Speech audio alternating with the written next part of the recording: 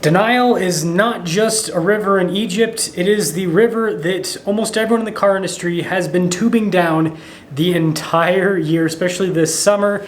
And we're going to talk about what is actually happening in the car market because the so-called experts, I don't know, they don't seem to be experting too well in this situation. Before we get into this video, as always, some of the information comes from Cox Automotive and then link to my car buying guide in the description down below as well. Let's get into it.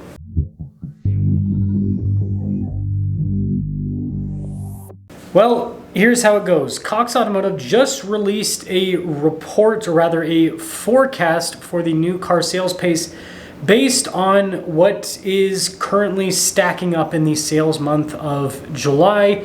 And a quick skimming of the report, you'll see that July now has a stronger year-over-year pacing number, 16 million units. I mean, that's pretty dang high. That is higher than last month's. And again, last month was a soft month because, the whole computer system thing blowing up for dealers and not being able to use their computer systems apparently caused a loss of a lot of sales. And this report from Cox Automotive says that July is probably going to see more car sales than it ought to see because you're going to have some deals that happened last month but didn't fully happen on the computers until this month, because of all those software issues. We'll talk about that in just a moment.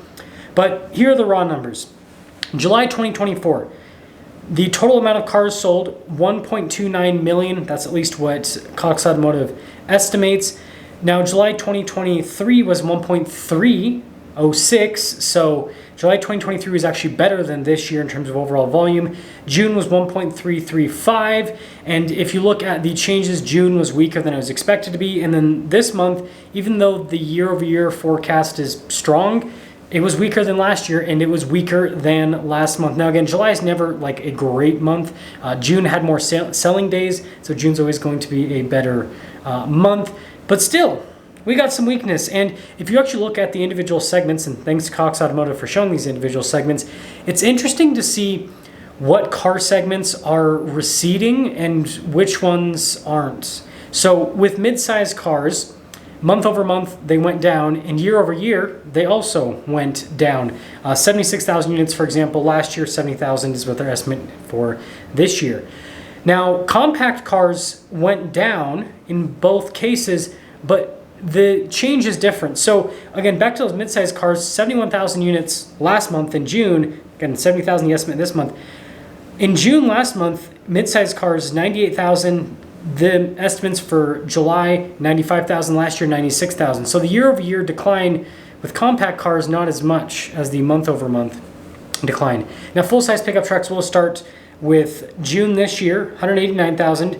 July last year, 180,000. And then July this year, 185,000. So pickup trucks actually went up when it comes to volume. And then the next one is mid-size SUVs, crossovers, 211,000 June this year, 206,000 last year, 205,000 this year. So again, not really all that big of a change year over year. And then compact SUVs and crossovers, 216 June, 222 July last year, 210 July this year is the estimate. So pretty big decline there. And then all the other segments that kind of mash into one. June last month, so 548. July last year, 523. And then July this year, 525,000. So not all the segments have declined, but again, we've seen declines overall. And now let's float down the not-so-denial river. Here's the deal.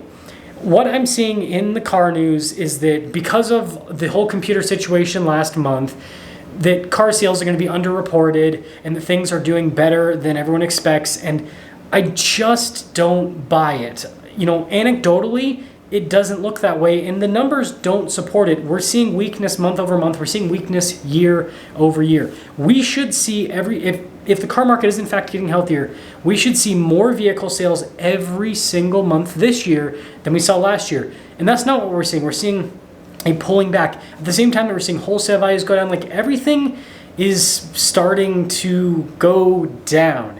And that is not because computer systems aren't working at dealerships or weren't working. It's because people aren't buying cars. It's that simple. New cars are still too expensive. They're too expensive for the average American to afford. The discounts aren't big enough to bring them back into reality when it comes to affordability. And so there are just fewer people shopping for a car. And frankly, what I see happening in the coming months is the used car market, I think, is actually going to heat up more. And I think the new car market is going to continue to cool down in terms of demand unless we see massive discounts. And the reason that I'm saying that is with used car prices, we're finally seeing some like really big depreciation. I started a new series on the main channel where I review heavily depreciated cars just because of how much we've been seeing. A car that I reviewed today, which isn't like a mainstream car, but still it's an interesting example, was an Audi RS Q8. Now this is a 3-year-old car with just under 50,000 miles. Now, I want you guys to comment down below what you think that would be selling for in conjunction to original MSRP. Again, just 3 years old, and this is retail. This is not trade-in. This is retail, and just under 50,000 miles. So it's a little bit higher mileage for the year, but it's not insanely high miles. Well, if you guessed 50%, then you were correct. That is the type of depreciation. Again, that's there, but I've seen this with more affordable cars as well. I reviewed a Tesla that had 50% depreciation on the retail side of things. And so these wholesale values, they're less than 50% compared to the original selling price. And so I think that with the price adjustments in the used car market, we're just going to see more people buying used cars because it just makes sense at this point. With where the prices are at compared to the new cars. The new cars are just still too expensive and interest rates are still high and the economy is still not in the best position. So that's my guess. I think that this isn't a computer fluke. I think that the new car industry is in a really bad place. And I think that right now, pretty much everyone's in denial about the fact that it's in a bad place and that sales are not going to pick up anytime this year. I really genuinely think that unless we see some major discounts, and I'm not talking about like a $500 rebate or a little bit of a cemented rate. I'm talking about 5, 10, maybe even 15% off of the prices that we have. That I think would spur up some buying. Otherwise, the volume is just not going to be there. See ya.